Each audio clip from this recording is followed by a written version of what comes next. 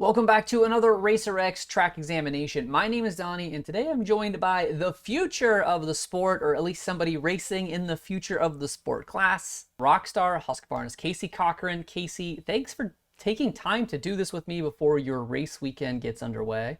No problem. Thanks for having me. Of course. So, in addition to being a young hotshot amateur with the Rockstar Husqvarna team, you're also very, very skilled in motocross esports, let's say. I know you've had a lot of success racing MX Simulator that I've personally watched a ton of you over on Racer X's own Kellen Brower's other channel, Start Your Systems, which is actually how I heard about you in the first place. I thought you'd be a great mind to pick before you lined up this weekend. So let's get to breaking down the track. Looking ahead to the Arlington Triple Crown round, what is the first thing about this track map that really stands out to you? I would say the biggest thing that is the biggest concern, and I think everyone's kind of looking at it, is the dragons back onto the tabletop, which is going to be difficult to see if we can how the off's going to be on the table, if you can go on off there or maybe go over it, or if you have to roll it. But it's kind of just that's the only thing that's really questionable right now. I would say about the track because I don't know. I haven't seen one of those ever, so we're gonna have to see when we get there, I guess, how it looks. But a lot of different ways you could hit it, I would say.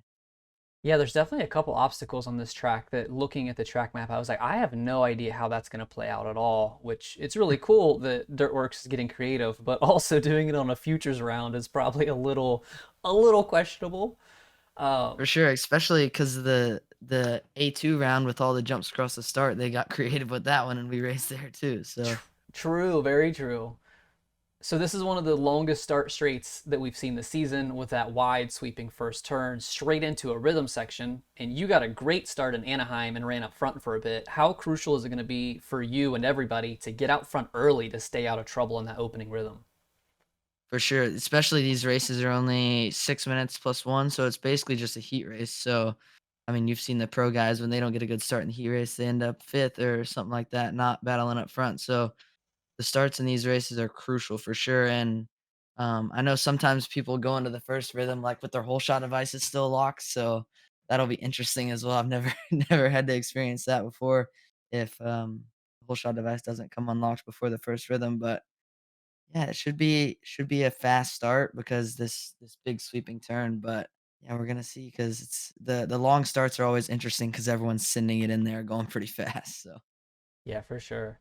And then we'll just hit the finish line and then just a little section, and then we go under the tunnel. This is actually the third tunnel we've had in the first 7 rounds, which feels like that's a ton of them already. And obviously, the tunnel lets the track builders get more creative, and it's going to lead to longer lap times. But I don't imagine you guys spend a bunch of time practicing tunnel jumps. Do you imagine it will be intimidating the first time you come up to it on a hot lap?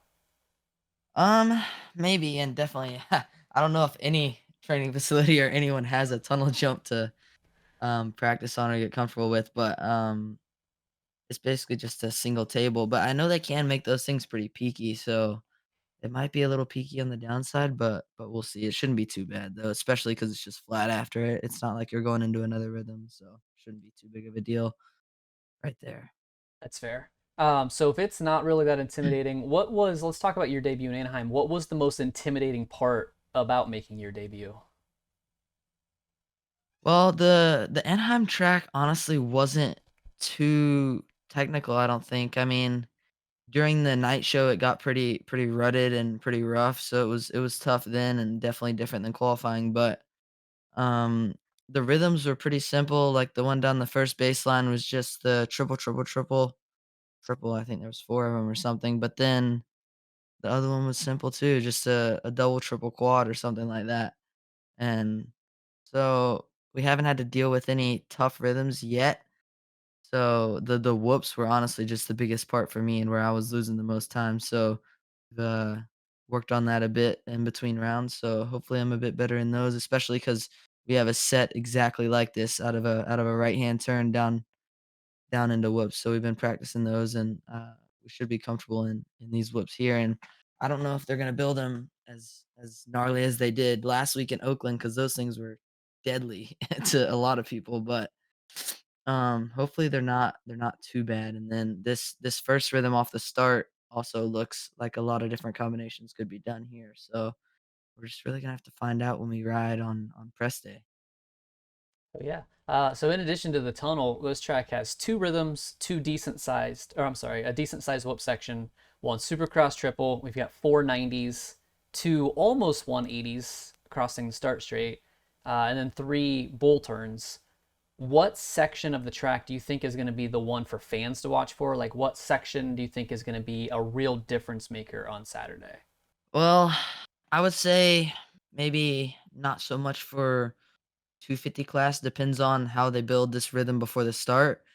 But that rhythm has a big run up coming in because you have to go across the start. So if you can double in and then I don't know about 450s or not, but I mean, I think there's a chance for a quad in there for some of the fast guys. So if especially like Chase, he likes to pull out those quads. So if there's a quad he can hit there and no one else is hitting, that'll be a big advantage, I would say.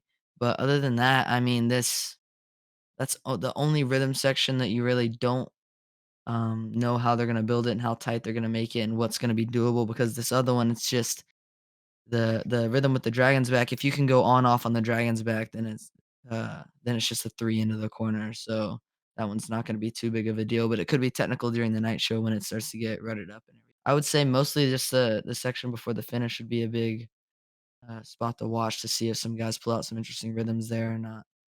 Like I said at the top of the show, you're phenomenal at these simulator style moto games that have, very realistic physics for anybody watching that has never played them. They're very difficult, very unforgiving.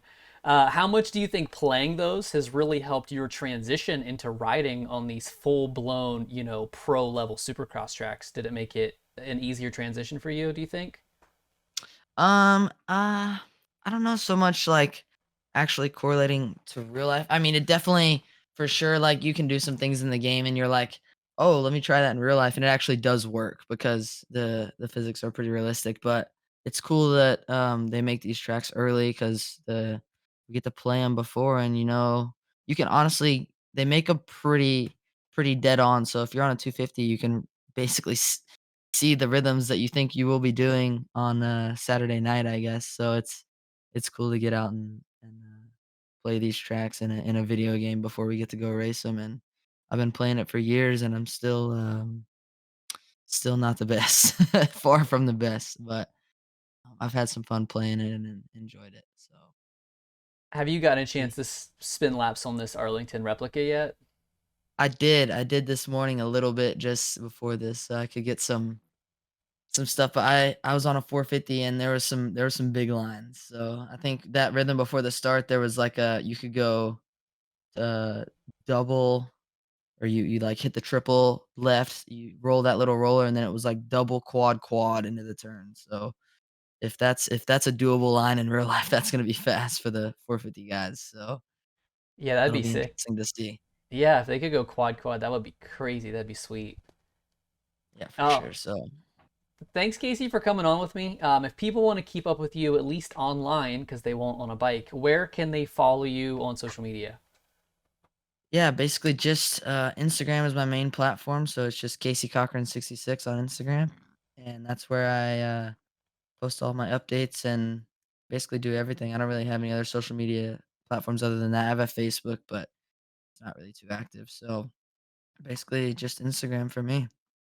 Cool, man. Thanks again, Casey. And thank you so much for watching. If you want to keep up with the MX Bikes Aerial Racing League Series, you can actually watch the racing live at mymxb.com. Racing is Friday at 4 p.m. Eastern and 1 p.m. Pacific time. That is it for this edition of RacerX Track Exam. Be sure to visit racerxonline.com for all of your Supercross and Motocross news.